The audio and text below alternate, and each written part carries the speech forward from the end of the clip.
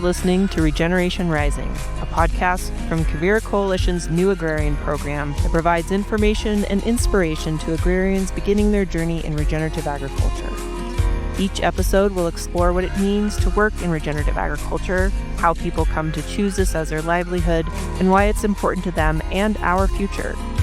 We hope this podcast provides a foundation of knowledge for future agrarians and land stewards so they can rise up and focus on a regenerative approach to community, relationships, and the land.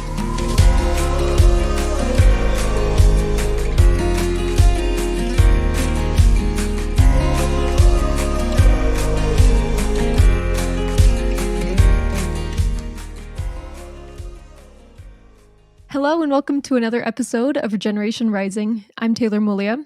And before we jump into today's interview, just like to make a couple announcements from here at Quivira Coalition. So the first is our new Agrarian Program Apprenticeship is accepting applications for the 2025 season until December 15th. So if you're listening to this podcast and it is December 15th or maybe a little bit afterwards, still don't hesitate to jump online. It's quiviracoalition.org/newagrarian. Check out the sites. While we do have that December 15th deadline, we do sometimes consider applicants that apply in the following weeks as well, just trying to find the perfect match for every mentor site. So if you need more information, jump online, see all of our mentor sites. We have a couple really cool ones this year, one in Texas. We still have some all across Colorado, one kind of on the border with Wyoming, up in Montana, and over in Idaho. I also wanted to make an announcement about a really cool webinar series we're hosting in conjunction with Grazing School of the West. This is Cole Bush and Olivia Tincani. If you haven't had the pleasure of being educated by these two, they are so much fun and so brilliant. Our webinar series we're hosting together is called The Grazer's Toolbox: Business Decision Making, Practical Tools, and Tips for the Custom or Contract Grazer. So this is a two-part webinar series. The first is on Tuesday, December 3rd from 9 to 10:30 a.m. Mountain Time. And then the second one is a week later on Tuesday, December 10th, 9 to 10:30 a.m. Mountain Time. And we also have office hours if you want to follow up and talk to our two hosts. So in part one, we'll discuss business planning and decision making and the distinct things to consider while planning your contract or prescribed grazing business. And then in part two, we'll go a little bit deeper into the business tools, templates, and instruments that power the operation of these grazing businesses. So really cool information. Don't miss it. You can find information and register at quiviracoalition.org/events. And now on to today's episode. So I'm so excited to announce our guests today are Lees and Henry Harrington. These are two dear friends of mine, also happen to be new Agrarian Program alumni and a part of the first cohort of the Manager Fellowship. They are also foremen at Round River Resource Management. I just had such a good time doing this interview with these two. It's just so clear that they've built such a beautiful thing together. They started as apprentices and have moved on to different ranches and found a really cool opportunity with one of our program mentors, Lewis Martin, to start their own enterprise on his ranch. And I just think the world of these two. You can really tell that they are dedicated to this industry and just trying to figure out how to balance all of the things at once and considering how to find the right opportunity when you don't inherit land or capital, and then also to figure out how to start a family when you aren't in the traditional sort of family ranch situation. I'm so proud of these two, so excited for what they go on to do, and I think they have so much to offer other beginning agrarians. So thanks for tuning in, and I hope you enjoy.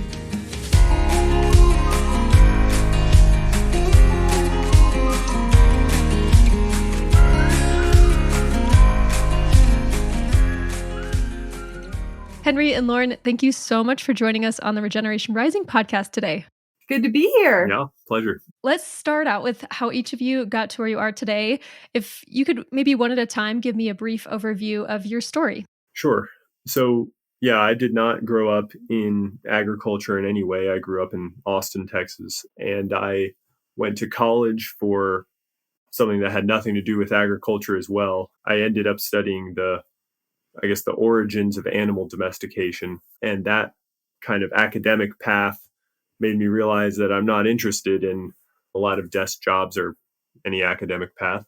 And I got interested in how agriculture today can be a force for good and for positive change, and found the Quivira Apprenticeship program. And I did 2 years of the apprenticeship program at Western States Ranches, which is on the west slope of Colorado.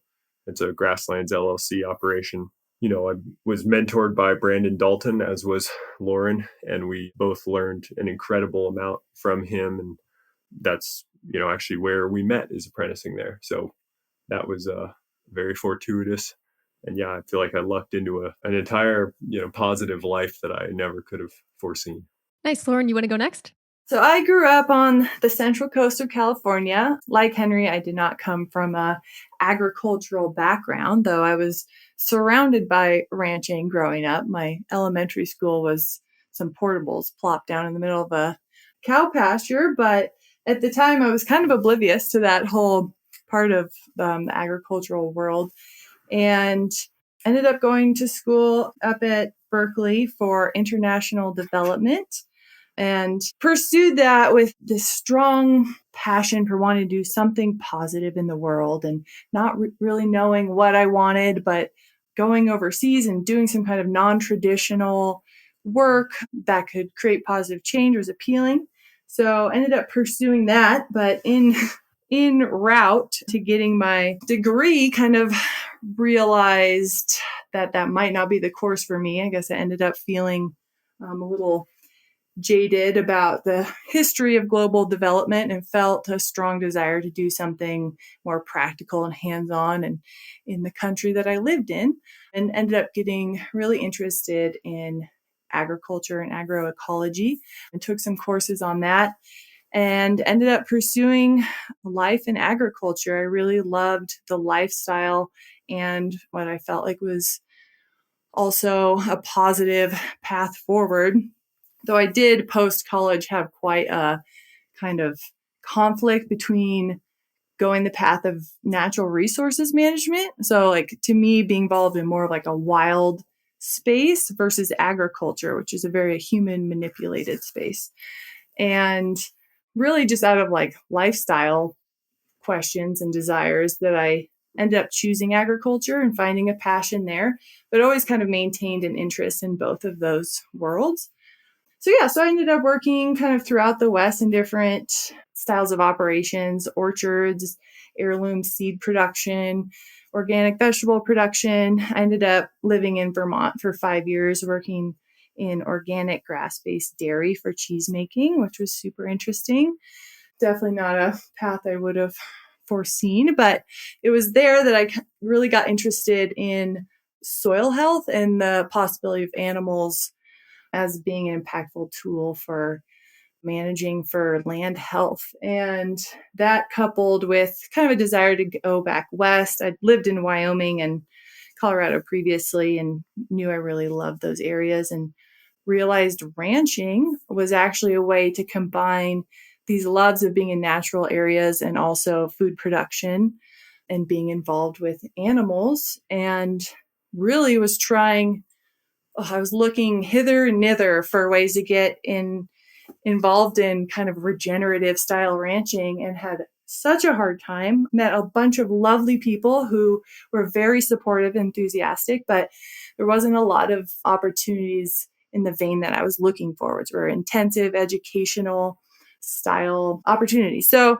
someone finally recommended Quivira to me, and I looked into that and loved it, and ended up doing my first year apprenticeship in northeastern California on a cow-calf operation that also grass finished, and then did my second year with Grasslands and met Henry, and yeah. Nice. Yeah. And Lauren, I can kind of see your trajectory from what you studied and what your early life you were interested in. But Henry, I'm always curious, how did you make that connection from sort of the anthropology side of things? How did you learn about regenerative ag? Did you just Google it one day? Did somebody just tell you? Because you went to the Quivira program really shortly after college. What I ended up studying in college, I didn't have the language to describe it yet, but I was looking for one of the root causes of the environmental problems that we face today. And so agriculture kind of became interesting to me, and the origins of agriculture and domestication, because as people tell it, it's like agriculture is destroying and degrading a huge amount of land on this planet. And that's true, obviously, just not all agriculture. But, basically, I sort of realized that I don't just want to try to kind of search for a root cause in an academic sense, but I want to actually be a part of doing something real and tangible that tries to address it and tries to reverse those, negative impacts. Mm-hmm. And I found Quivira and I found out about kind of regenerative agriculture just completely by luck. My best friend was, working at a livestock research institute in Kenya, and he knew about Quivira through some of the work he did and just told me to look at it. And I did. I came onto this program when you two, let's see, I think, Lauren, you were already an apprentice when I joined. So, and then Henry, you were the year after. So I'm curious, tell me more about your experience and your time as apprentices, and what did you learn in those first years? It was quite a transition to me to move into ranching from farming.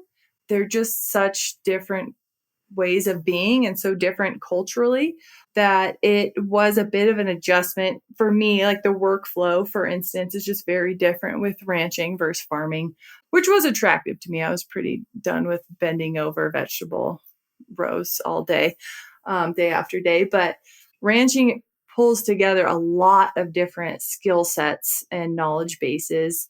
And so entering the apprenticeship program, I knew there was so much for me to learn. I felt like such a novice, and which was really interesting coming from a place where I'd already kind of had a career in farming and felt, pretty capable and confident in what I could achieve. And then becoming a novice all over again was a bigger struggle than I really would have anticipated, though maybe it seems obvious. But so that was a challenge. But yeah, my first year in Northeastern California was at a pretty remote ranch. Pretty much every ranch we've worked at now is pretty remote. So it seems like small potatoes to be an hour from a store. But at the time, that was kind of adjustment. I felt pretty isolated and adjusting this whole new world. But I learned a lot about just kind of the basics of beef production from that ranch. They were really supportive, and I got a lot of exposure to things I had no idea about. And so that was super helpful. But I left my first year of apprenticeship not really feeling prepared I didn't feel like a hot commodity on the job market yet. I didn't have a ton of skills, and I still felt very new, even though I was super hungry to learn things and was pursuing everything I could. But just through my kind of internet stalking, I'd come across Grasslands previously as kind of a premier land management, ranch management business. And so when I heard they were coming on as mentors, I just knew I definitely needed to apply for a second year apprenticeship with them. And luckily got that position. So my second year was just a whirlwind of learning. It's a really intense, complex operation. And we both got exposed to so many concepts and realities and hard skills and soft skills that we knew we wanted and a lot that we didn't even know we needed. But yeah, so just to give a quick overview of that operation, they manage over 200,000 acres. There's 11 different irrigated properties and 6 federal permits. And they're all but 2 are not contiguous. So there's many different herds, and they run yearlings and it's cow-calf. So there's a lot going on, and I did a lot of irrigating, but a lot of intensive grazing under Brandon Dalton, our mentor, who is just an amazing human being and taught us both so much. But yeah, we do really intensive grazing there, very tightly managed. So really learned how to calculate a lot of different numbers around grazing management and forage supply that really took my knowledge base way beyond what I could have even expected in a year of apprenticeship. And then was lucky and I was offered a job and was able to stay on for another year after that. The way I think about Western States ranches where we were is that, like she described, it's a large, complex operation, and Brandon is an extremely intelligent, high-level human being. And, that the years working there were kind of like I felt like it put me in a warp drive. I don't know if that makes sense or not, but it felt like, you know, an apprenticeship at any ranch is valuable, but it felt like we were on an accelerated track, and there was a lot that was expected of us, and we learned an incredible amount and sort of were exposed to really high level management skills through Brandon. And looking back now, I mean, I feel so fortunate, just to I realize how few ranches require the level of sophistication that did. And so, like one of Brandon's sort of big points that he emphasized to us was that working where we were, most other operations will look like a cakewalk as far as the level of complexity. I'm not, I know most ranching is not a cakewalk, but Brandon can walk onto an operation and very quickly understand all of the major components, all of the concerns, everything that goes into it. And it's because he has worked at some of the most complex grazing operations in the world. So that's who we were learning from. And I feel like it was like the highest value mentorship I can even imagine. That's crazy, just the scope of it. I mean, even just getting from property to property and keeping track of all that irrigation and stuff. I can't even imagine. Giant whiteboard. What I imagine is a giant whiteboard. That's what I imagine. Yeah. Well, we mostly had a lot of spreadsheets, but yeah, there was a big ranch Brandon worked on where he said it was so complex. They made a grazing chart. They printed out charts, on paper and hung them up, and it was 7 feet tall. Oh my God. That's how many different herds they had. Yeah. So we weren't dealing with that level, but it was enough. Yeah. That was the New Zealand station that Grassland manages that Brandon was the manager at for 5 years, and that I got to spend a winter working at between apprenticeships. Henry, I totally forgot that you did that. Yeah, that was an experience. So you went like your first year in apprenticeship. Obviously there's like that winter between seasons. So you went to New Zealand right between your apprenticeship years. Is that correct? Yeah. What did you learn from that experience? Yeah, I mean, I learned a lot. It was, challenging in some ways, just like the culture shock, but it was, a huge, also complicated, property. And I learned a bunch. Actually, they were transitioning to a new manager who I tried to soak up as much information from as possible. He's one of the most sort of humble, creative thinkers that I've ever met. His name is Andrew Bomar. And I wish he was in the United States, and I wished that I could spend 2 years learning from him alone. Obviously, that's not realistic, but he focused in ultra high density grazing and extremely low inputs of all kinds. He was very philosophical. So I learned a lot from him too. Kind of crazy that you did that after your first year. And then, I mean, you really jumped in. Yeah. It was like short notice too. It was like 3 weeks or something beforehand. Jim Howell was like, "Well, do you want to go to New Zealand?" Like, sign me up. Yeah. They asked the right guy. Yeah. I hope so. So yeah, let's talk about post-graduation from the new agrarian program. It can be kind of tricky. Like we tend to call it a cliff. Like it's hard to connect the apprenticeship with the perfect opportunity right afterwards. Like that's obviously what I always try to do, but it's hard to always bridge that gap. But you guys found a pretty great next step right after Western States that gave you a really good sort of set of experiences to put in your toolkit. So you guys went to the Ted Turner Ranch in Nebraska. And yeah, tell us about what that transition was like and what surprised you, if anything. So that was an interesting transition to make. We were lucky in that we had the opportunity to stay at Western States. We were both offered promotional positions that were very attractive, and we really liked working there. But we both, but I know for me in particular, it was something I was really thinking about, wanted to work on rangeland. And we were really focused on the irrigated there. And so it was a very hard decision, but we decided, well, we were looking elsewhere and we ended up taking a position, at this ranch deep in the sandhills of Nebraska called Spikebox Ranch. And it was kind of just an undeniable opportunity in a lot of ways. Well, I'll just say, first of all, like we were really encouraged. So I'll just say we were really encouraged by our conversations with the manager who was doing the hiring there. And I think we had a leg up from our Quivira experiences because they were really looking for someone or a couple who had regenerative type training or background. So even though we didn't have the years of experience other candidates might have, we had the education and training in these kind of holistic or regenerative styles of management that he found super attractive.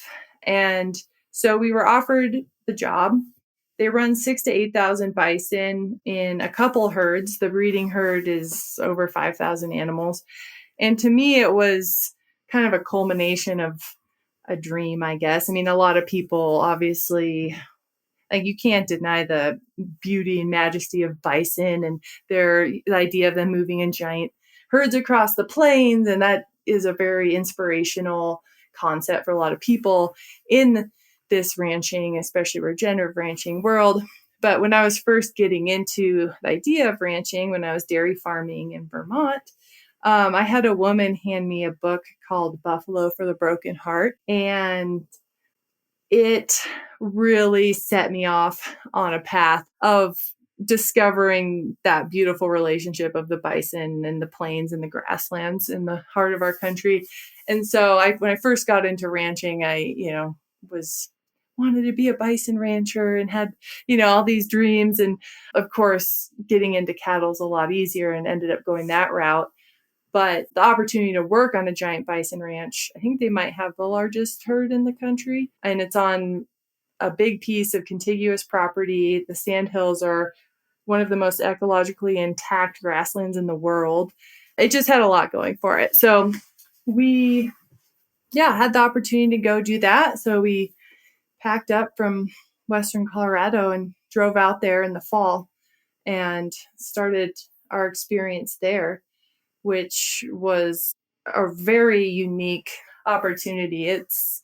All the descriptions that I just said really do fit. Like, it's a beautiful, healthy, thriving ecosystem with huge herds of animals on it. And it was very inspiring and unique. I think, that was the perfect description of what we were hoping for in a lot of ways. Basically, as it turned out, the positions there didn't quite fit us, or we didn't fit them. And kind of, we spent the winter there and learned a lot about a lot of different things. I don't want to be a bison rancher, but I miss bison.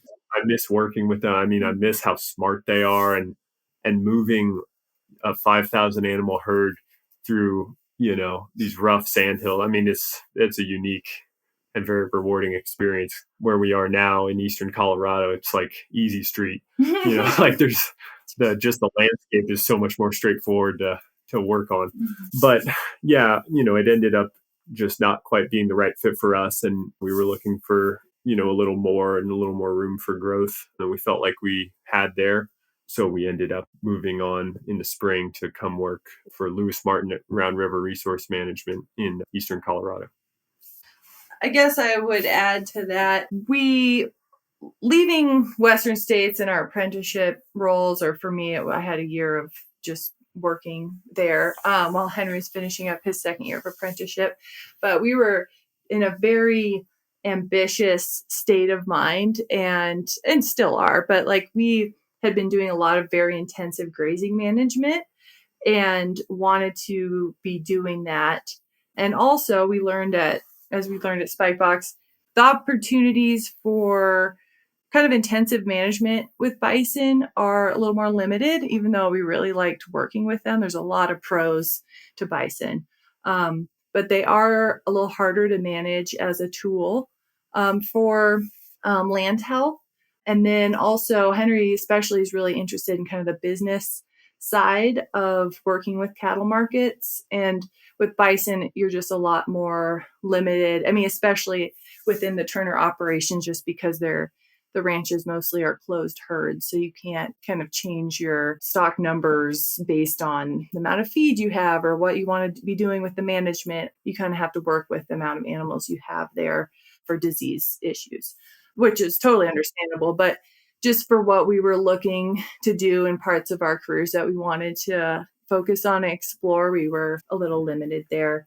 But we both really appreciated the direction and the values of that company. They're really like focusing on regenerative practices and getting young people with that background on their teams. And they have a lot of different ranches. And yeah, that company is really kind of putting their money where their mouth is and taking good care of the land. So we did really value that and met a lot of good people through that company. But yeah, that coupled with having families that live far away that we want to see and it being so 6 hours from a major airport was kind of, there's a couple of factors just kind of made us feel like we needed to find a different place to really thrive. Yeah, Henry, you mentioned that you guys left from there and went to Lewis Martin's place at Round River. And it sounds like that move was kind of like, for a couple different reasons, for maybe being closer to an airport and getting to exercise some maybe business ideas at Lewis's. So yeah, Henry, you've officially spent a season on this ranch. Henry, you've been working full time. Lauren, you've been working part-time, but we'll start with Henry. Like, what have you learned from this full season of helping Lewis at Round River? I've learned a lot in a lot of different areas, to see the business model that he has of custom grazing on large leased land and to understand what that really takes and what it looks like has been really interesting. And I feel like I've gotten a lot of independence and increasing responsibility. One of the biggest, rewards and challenges has been sort of working alongside a first year Quivira apprentice. And so, I'm not the mentor, but I guess I'm kind of like a mini mentor. Yeah. And so that has been a new experience and a new challenge for me. I've never been anyone's boss or really managed anyone. And so, just to try to start practicing mentorship and leadership type skills and delegation and all those things are they've been new to me. So I feel like I've learned a lot. I've learned a lot practically, a lot about water systems. We mob grazed 1,500 yearlings. We did a lot of stuff. Between those sort of hard skills and some of the softer skills, I feel like it's been a season filled with growth. Yeah, and Lauren, you've been working part-time on the ranch and part-time for Snaplands, which is a monitoring company that is still connected with Brandon Dalton. What has your day-to-day been like this last year, sort of balancing those two things? It's been really interesting. I kind of got interested in working for Snaplands back when I was at Western States because, Brandon, our mentor, did some part-time consulting work through them. And he knows Brian White, the owner of Snaplands, going way back. They ranched together. And super interested in kind of what they do and working with producers and basically just trying to promote and facilitate land health through the West, which is my goal as well. So I was kind of interested in exploring other routes besides hands-on ranch work to be involved in that arena. But I didn't want to leave ranching behind. That's still where my heart is and the thing I love to do. But I also just have this goal of trying to help as many acres in the West be under regenerative type management as possible. And so however I can be a part of that is what kind of drives me. And that can take a lot of different forms, of course. But in this year, for me, it was working for Snaplands doing ecological monitoring. So I was really interested in this specific position because it seemed like a really valuable way to inform my skills in reading and assessing land health. And I'd done a fair amount of learning about that during my apprenticeships and my work experience prior, like taking classes through holistic management and the Savory Institute and going to workshops and conferences. And of course, all the resources Quivira provides. But I felt like I needed just to dig into it, to just focus and obsess on it and then come away with it with a better understanding. And it really did that for me. It really was worth a summer, not to mention I got to travel around the West and meet all sorts of really interesting and wonderful people, producers through Montana and Wyoming, Colorado, Nebraska, South Dakota. And then we went out east a little bit as well, in Kansas. So just from a perspective of learning about ranch management, even, it was super interesting because I got to spend time with people who are managing in all sorts of different types of environments and different strategies and different goals. And yeah, so I learned a lot from that. But yeah, the bulk of the season was July through mid-October. So I would be gone for a week or 2 weeks at a time and then get to come home for 5 days or a week or something and catch up with the ranch and our beloved pets who I always miss, not to mention Henry, Yeah. So it was a lot of travel. That's pretty intense. And it's a lot of doing the monitoring itself is a lot of just getting out there and staring at the ground and doing the same, like gathering data over and over again. But it really helps you gain perspective, or did help me gain perspective in terms of what the land can look like and what it does look like under different historic management regimes. So yeah, it was kind of a mixed bag of whenever I get to come home and get on a quad and go move animals or do some fun ranch work and a lot of travel and kind of seeing new places. Do you see anything differently now that you're on the ground on one ranch over time, now that you've got that monitoring experience? I've been thinking about this, and it's kind of hard to quantify because it's one of those things that kind of seeps into you and just like changes how you see things. It's not a start before or after. But there are certainly things I noticed about myself. The other day it was super windy and I was driving to our house and the sand was just moving, completely horizontally across the road. And I'm just thinking about pedestaling and litter deposition and how hard it is. And especially we're in a very arid environment here that's low productivity, and going to all these places around the West and thinking about, all these different processes that we focus on in terms of land health, like mineral cycling, solar, water cycling, and biological communities, and all these different elements that we're trying to enhance in order to maintain or promote a positive ecological function, how hard they are to get started or how much time it takes. I think that's something that's really sunk in. When we were working on the irrigated environments in Western Colorado, it's just such a different ballgame. I mean, nothing's instant in terms of changing land health, but when you have so much more moisture, things cycle a lot faster. Things break down faster. You can produce a lot more vegetation that you can lay down as litter. Out here in a lot of places in the West that we were at, you don't get waist high grass that you can mob graze and lay down, unless it's in some kind of sub-irrigated meadow or something. But a lot of rangeland, it's a slow process, and it really kind of drives home how important it is to be taking the right steps or to be proactive in terms of land health, because a lot of people are on land that has been historically degraded for, maybe a century, maybe more or less, but a lot has happened and it's going to take a long time to come back from that.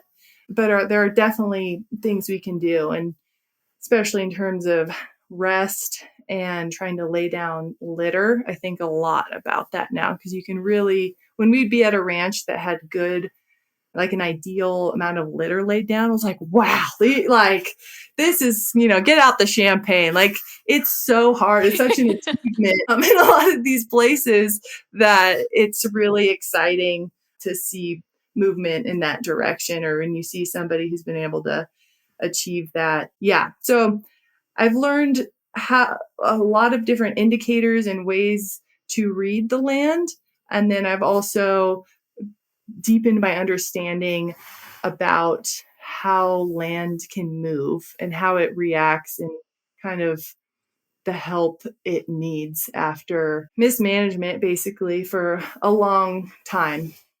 Yeah, I'd imagine too, like having so many different experiences on so many different properties, you get better at stepping onto a property and like what questions to ask, what things are you noticing, like what feeling. It's sort of like I would imagine over time you get better and better at like, oh, okay, I'm kind of feeling like there's something good happening here. Like I can feel that we got something happening. I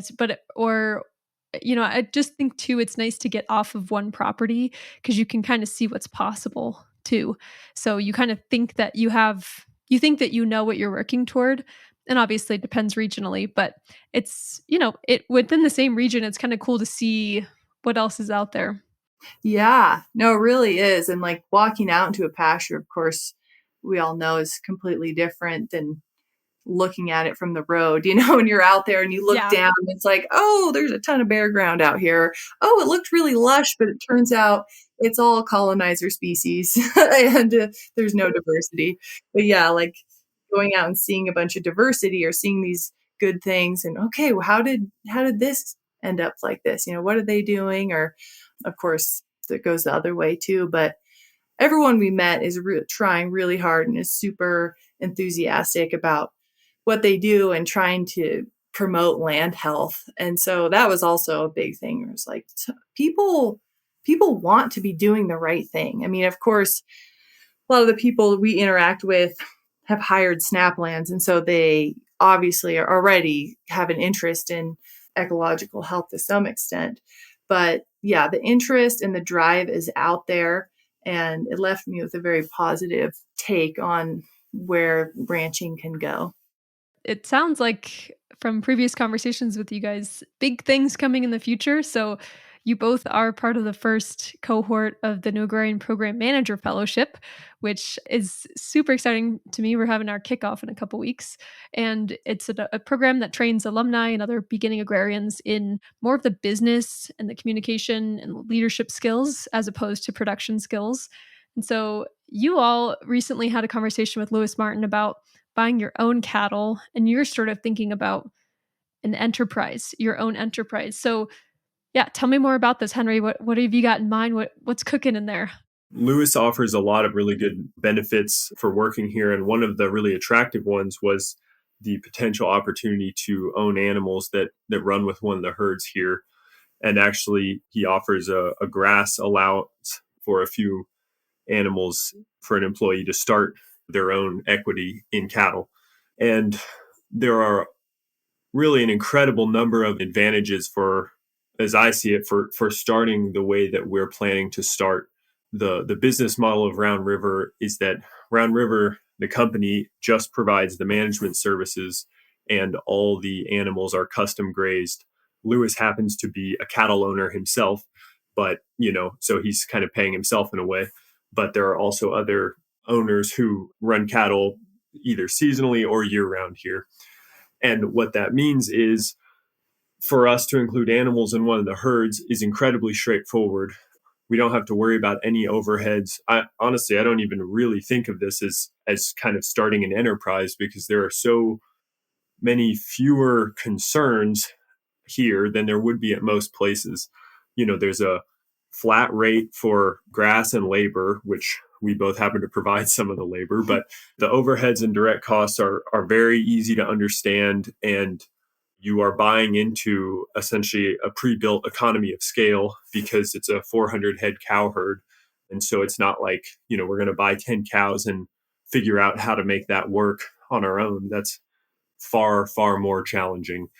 And, we haven't started it yet, and I'm not saying it's going to be a cakewalk, but there are so many things about it that make it such an ideal way for someone or people like us to get some skin in the game without assuming an outsized amount of risk in the way that I think a lot of new businesses sometimes have to. So, yeah, I guess that's kind of the short version of why I'm excited to buy some cows.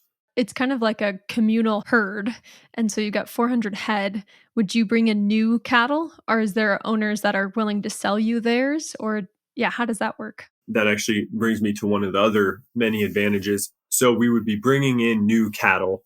Actually, one of the current owners is a former employee of Lewis who started through the same process, and he now owns, I don't know how many cows, probably, more than 50. So between Lewis and this other former employee, that they know several order buyers in the area who are familiar with this operation and understand the kind of cattle that we're generally looking for and generally do well here under our management, and this sort of genetic base that Lewis prefers, which is a sort of Coriani Angus cross or some version of that cross.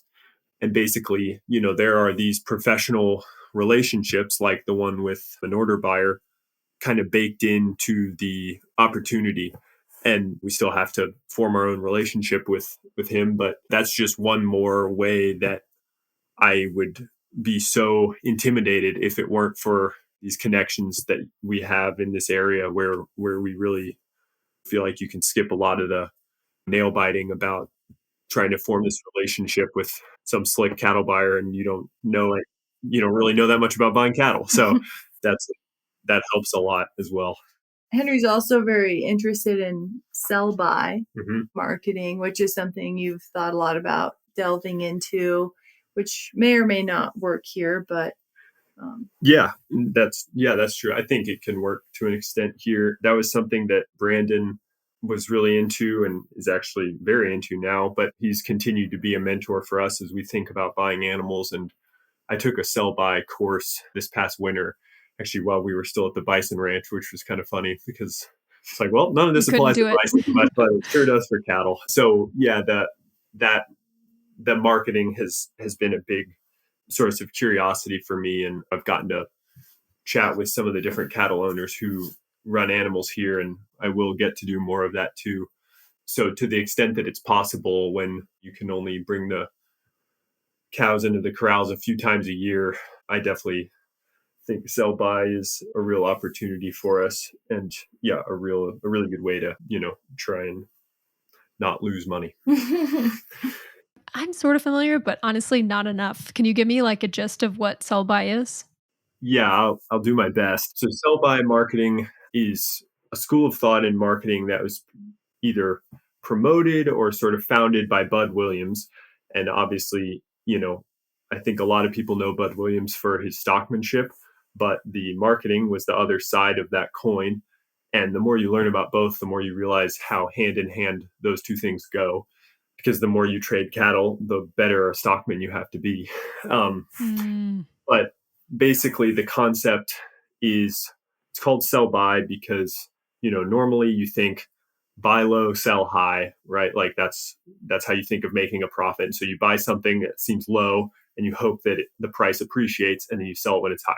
The idea with sell-by is you flip that on its head, and the profit is made or realized on the buyback of animals rather than on the sell. So it's the ability to replace your inventory with more undervalued stock. So when you sell something and you buy something back that's either more undervalued or just undervalued period, that is where you've made your profit. And it emphasizes cash flow as opposed to sort of on paper asset appreciation. People can be dogmatic about it, but it's not like the end all be all.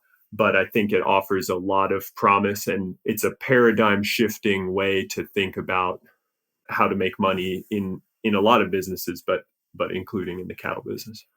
That's so interesting. Yeah, it sounds like you've done a lot of research on the business and getting and sort of these creative avenues. And I'm curious, Henry, do you have a couple of things that you have yet to learn or things that you know that are gaps in your knowledge as you're kind of going into this enterprise idea?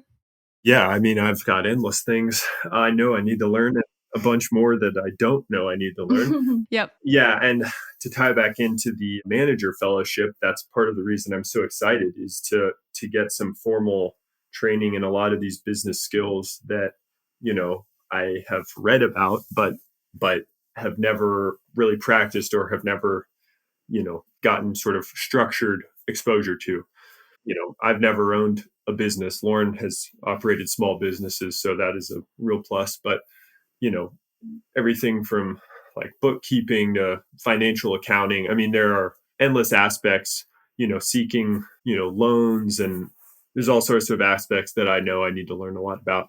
But, the marketing and the opportunity we have here is a really exciting sort of feeling like a relatively low risk way to start. It's kind of like there's training wheels, like you've got, there's skin in the game, but you're not carrying the weight of it all. There's a lot of support too. It sounds like there's a huge difference between running your own herd on your own leases and your own trucks and your own trailers. Everything's yours. There's a huge difference between that and like having all that infrastructure already going and helping it sort of move along. I just kind of see it as like a huge weight lifted off. Like you're not the one that's responsible for every single thing. It's sort of like a communal. It's like a shared. They're shared burdens when the truck breaks down or when there's a drought. There's like it's a team effort too. It doesn't just fall on your shoulders, which sounds, yeah, quite revolutionary. Pretty Yeah, amazing. yeah, definitely. Yeah. Well, so you're also in a huge time of transition personally because you two are getting married. Congratulations. I'm so Oh, thank excited to you. see, Thank you. yeah, photos from this wedding coming up. And you're talking about children in the future. And so one of my first question on this topic is what has it meant to you both to have a partner who's also in the same career path? So what's it meant to you and also what's challenging about it? We both just feel super lucky to, just have found each other in general, but found each other in this same career path. It's pretty amazing to be able to share our passion and our lifestyle with each other. And that has been a strength from day one. But yeah, there also have been some challenges. Pretty early on, it became apparent that we were both striving for pretty much the same thing. We both wanted to be ranch managers and kind of thinking about how is that going to work really? Like, are we both going to be able, are we able to find a place where we both can have fulfilling careers? It's certainly not impossible, but we knew it was going to be a lot more challenging to find that um, all in one. And, tied into that though was like, it was been very apparent to me that we had different strengths and interests within kind of wanting to become ranch managers. And I had been toying with the idea of kind of exploring other avenues related to ranching. Maybe early on, I was thinking about doing some kind of like outreach type position or working with producers, but also maybe part-time ranching. So the longer we were together, the more it became like a reality that we'd kind of find our niches to explore, which at first felt a little strange to me, I guess, because I'd been so set on this like manager path and at Western States, I was more involved in management decisions than Henry. So for me to like step back from pursuing that took some acceptance, I guess, from me. But I also knew like it also felt right to be exploring other avenues as well. We also were talking about the possibility of having a family early in our relationship, just mostly because I'm older and have a biological clock, but just that the reality of like, if we want to have a family, what's that going to look like for our careers? And are there opportunities for me to explore jobs and employment positions outside of the very physically demanding role that I had been in previously that could be very mentally fulfilling and sustainable for me long term?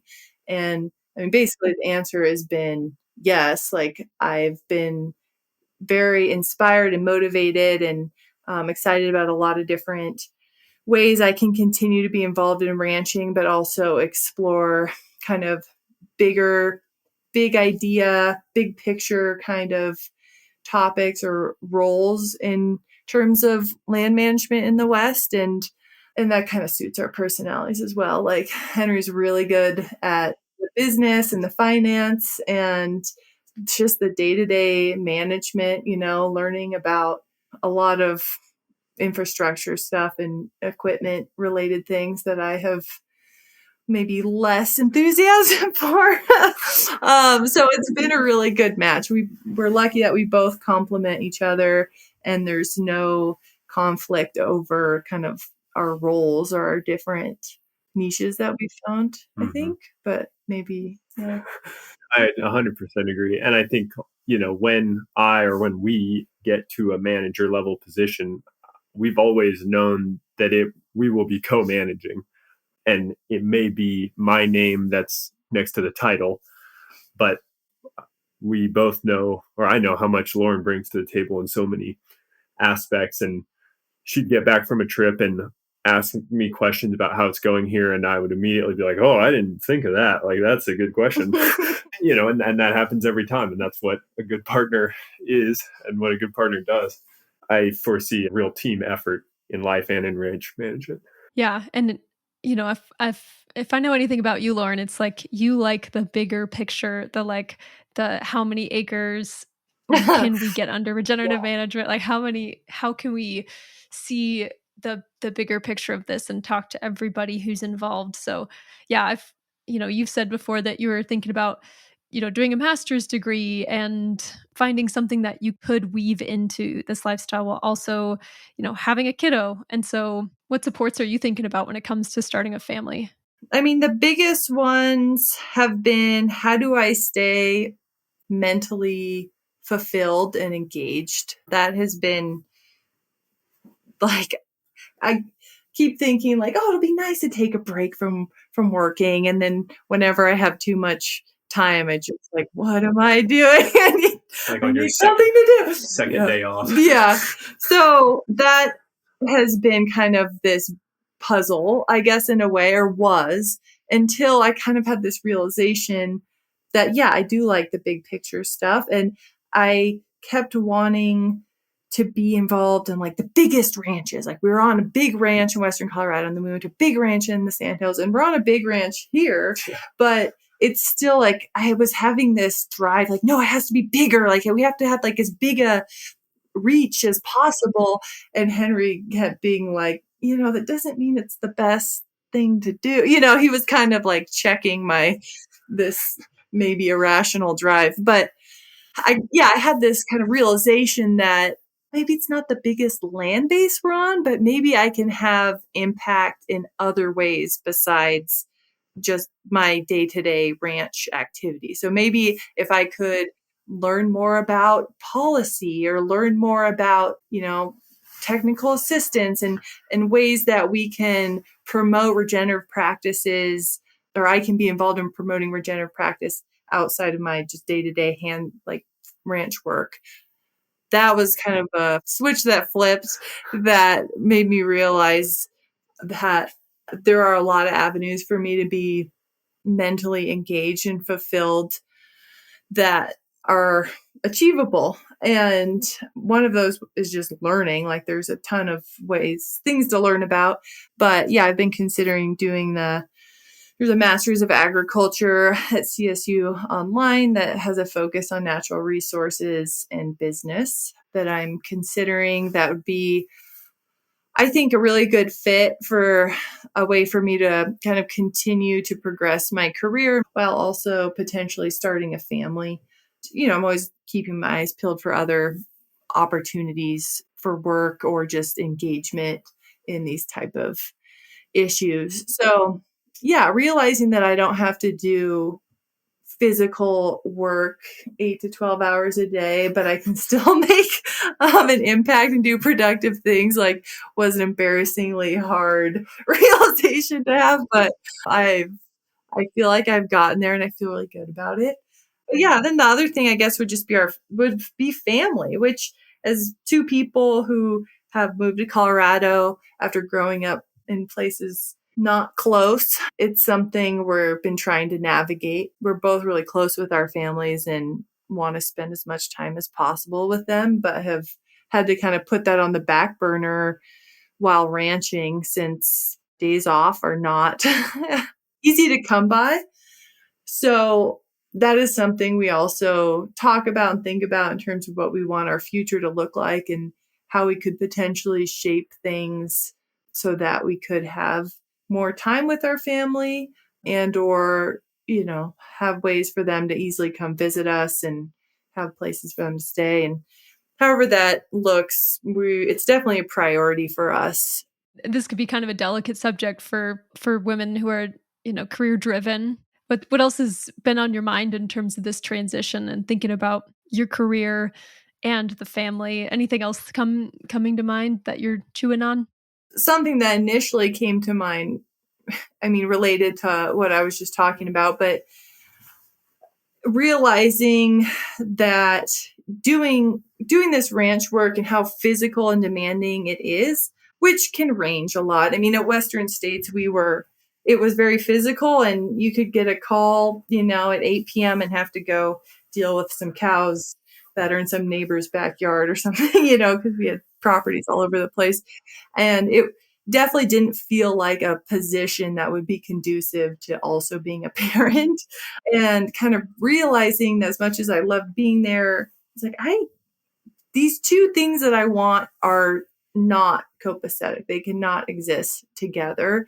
And really kind of being upset for kind of a brief amount of time, but getting upset about the idea that I had to give up my career in order to have kids. And of course, I am not the first woman to have dealt with this problem or had this realization, but it still was impactful. I've been lucky in living a life where I've kind of been able to do what I want, in terms of having a lot of independence and being able to pursue whatever my heart desires, and having to give up something that I had worked for years to get to. Like, I had finally gotten what I wanted, working for a big complex operation and then having decent amount of responsibility, and loved what I did. And it was kind of a hard pill to swallow, but like I mentioned earlier, like, kind of was like, okay, well, let's just change tack here. Like, I can still do what I love, but maybe it's not what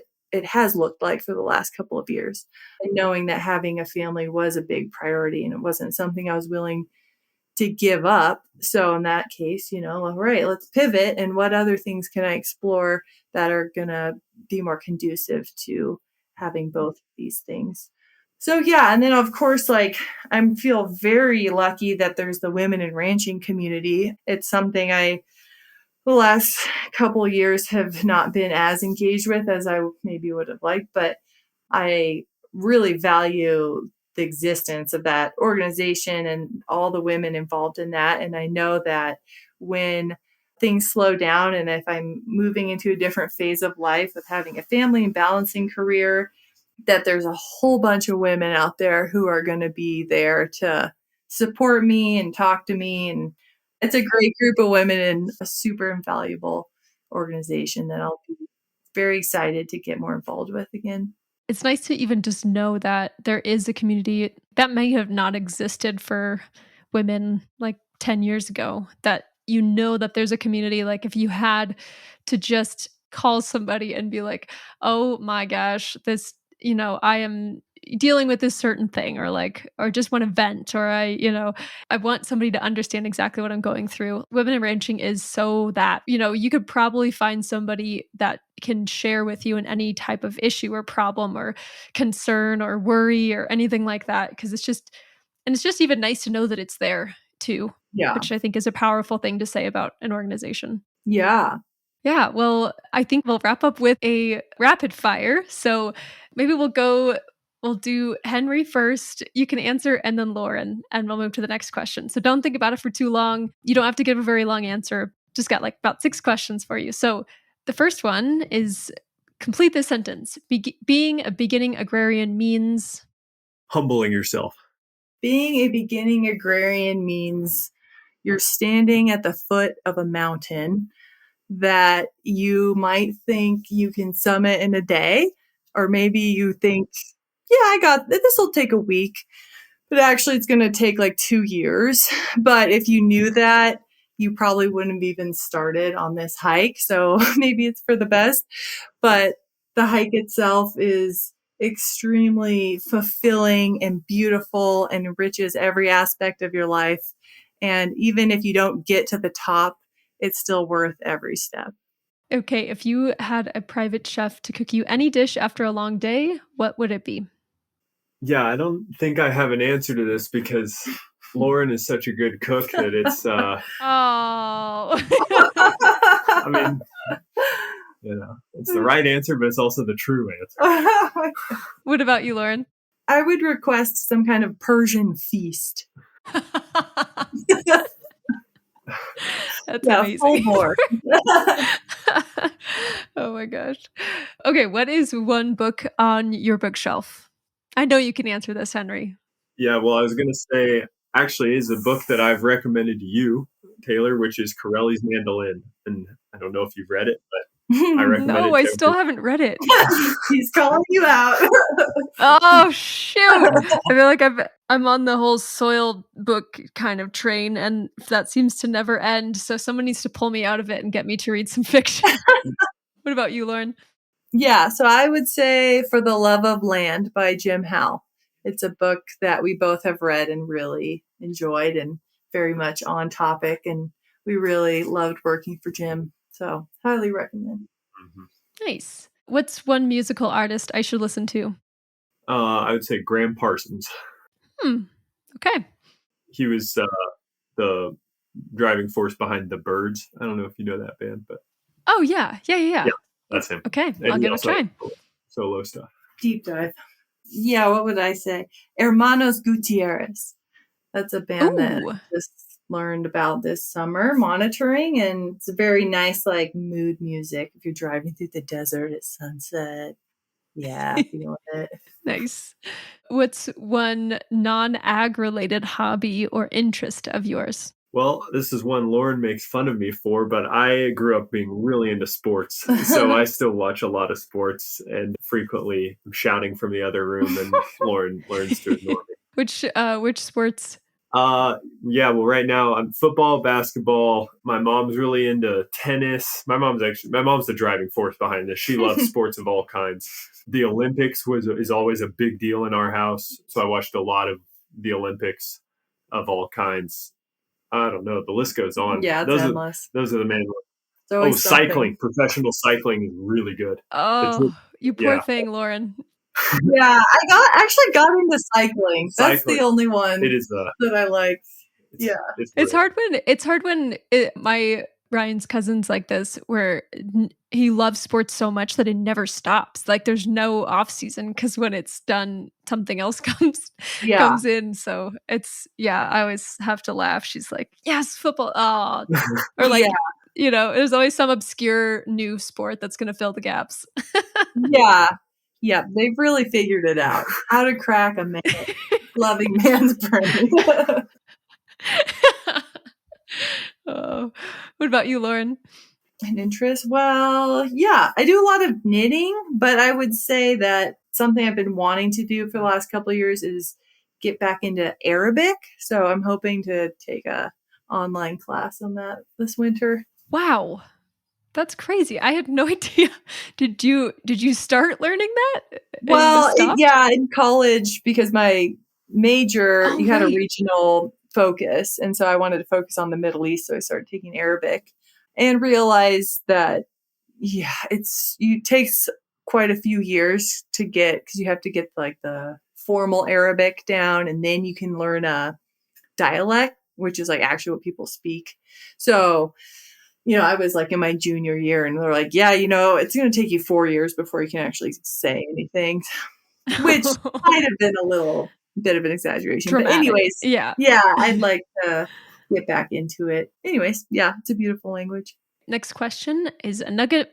You kind of gave a nugget at the beginning, Lauren, but if you could find a nugget of advice for other beginning agrarians, what would it be? I guess mine goes back to what I said before too, but I feel like the hallmarks of a really good or a really successful apprentice would be humility and curiosity. And, I kind of was joking about humility before, but I think it's a huge part of stepping into probably a whole new world, which is what it was for me, and realizing how little you know and just trying to be a sponge and realizing how much even, the truck driver knows that you don't, and just trying to learn from everyone in every situation you're in, because it's endless what you can pick up on if you're focused on it, I think. Yeah. Oh, that's great. What about you, Lauren? Yeah, I very much agree with what Henry said. I guess I might add to take responsibility for your successes and your failures. It sounds so cliche, but it's like only you is going to stop you from reaching what you want to do, reaching your goals.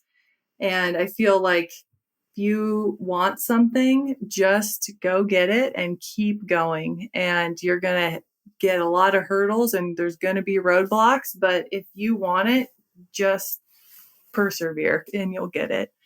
I feel very strongly about perseverance, I guess. Humility and perseverance can get you very far in this world. Yeah, I feel like a lot of people have roadblocks that they hit and they're like, this is it. This is just too hard. And it is, I do see so many people that kept going, and it's amazing what happens when you just keep going. Everybody fails. And the people you see succeeding are the people that just got back up and keep going. And every time I make a fool of myself or do something I, perceive as a failure, just try to remind myself of that. And it's like, well, it's just my ability to keep going that's going to make me successful. That's it. And my last question is, where can people find more information about you and the ranch? Maybe more specifically you, if you want to share any information about, your Instagram, if people want to reach out, or how might they reach out to you? I can also share any information in the notes too, but how might people find more information about you?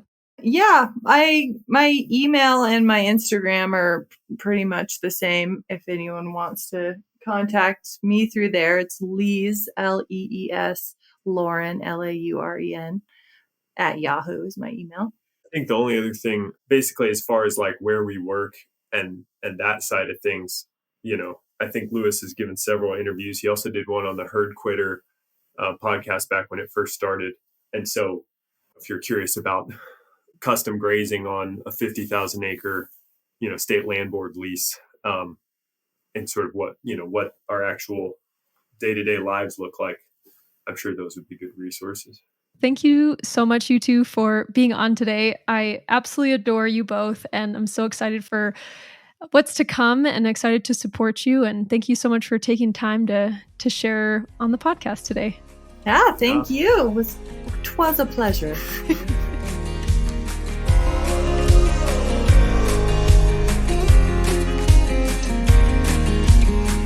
Thank you so much for tuning in. If you'd like to connect to the broader Quivira community of ranchers, farmers, conservation and government agency professionals, educators, nature nerds, curious consumers, and more, we're excited to have you. Our website is quiviracoalition.org, and in the upper right, click on Get E-News to sign up for our newsletter, where we share happenings and events, learning opportunities, job postings, and more. Also, if you're enjoying this podcast, please leave us a review and a rating. It really will help other people find us and maybe even find their next step in regenerative agriculture. Thanks so much, and see you next time.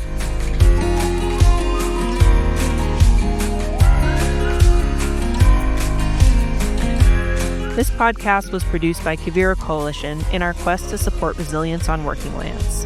Learn more about our work and how you can support regenerative agriculture and solutions to climate change at quiviracoalition.org. This episode was edited and engineered by Caleb Wenzel-Fisher. A Folk Story, our theme music, was made by Alex Cristoforetti, and we're grateful for our guests who take time out of their busy lives to share their experiences with us.